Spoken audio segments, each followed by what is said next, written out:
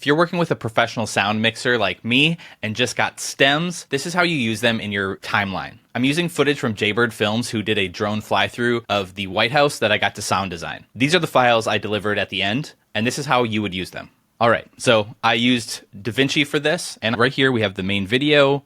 We have the full mix file, which will be similar to this, and then we have the DX stem, which is the dialogue only. We have the music stem, which is the music only.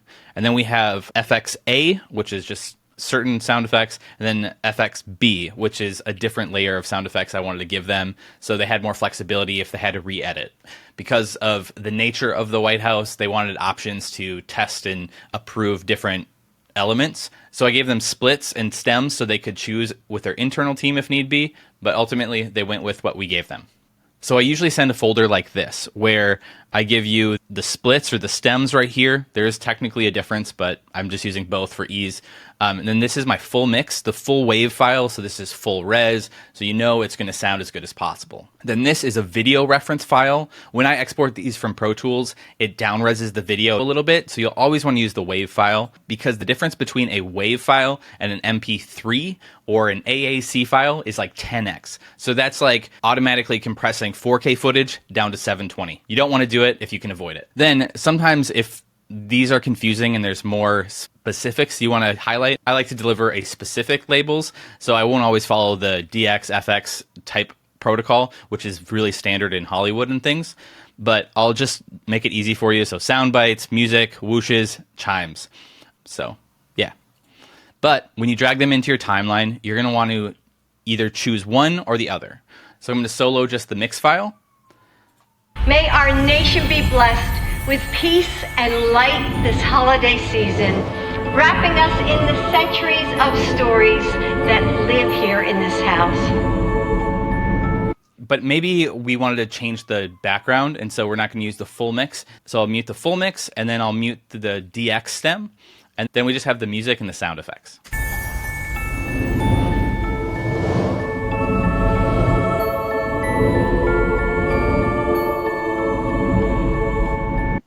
And you can do that for the rest of them. Like say you want to change out the music, you could mute this and then drop in your new music track.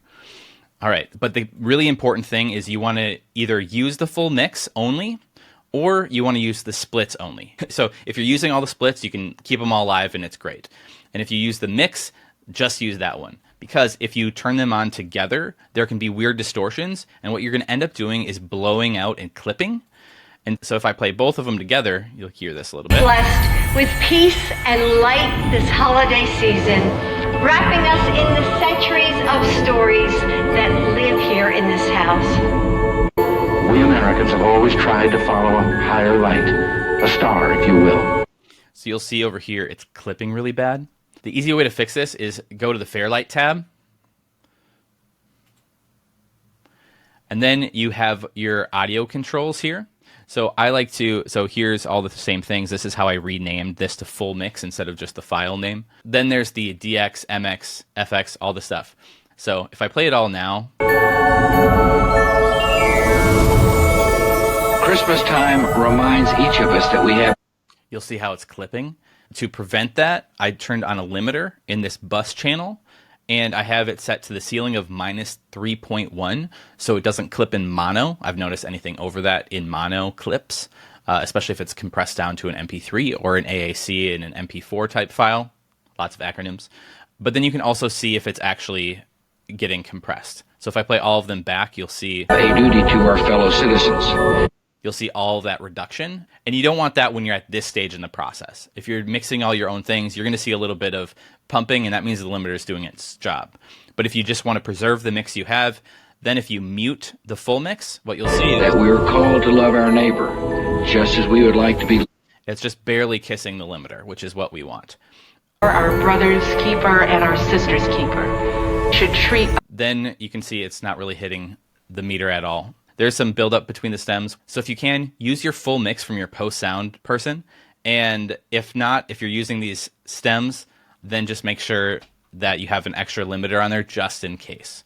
All right, this bonus tip I want to show you is if you do FPV or kind of a one-take sort of shot and you had a sound designer fill out the world before you did your cutdowns, I want to show you this extra trick to save time in post to create your other social media cutdowns.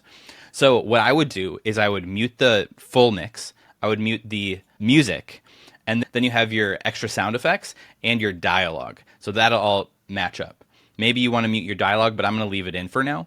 And what you can do is create a new compound clip. The terminology is linking, I believe, in Premiere.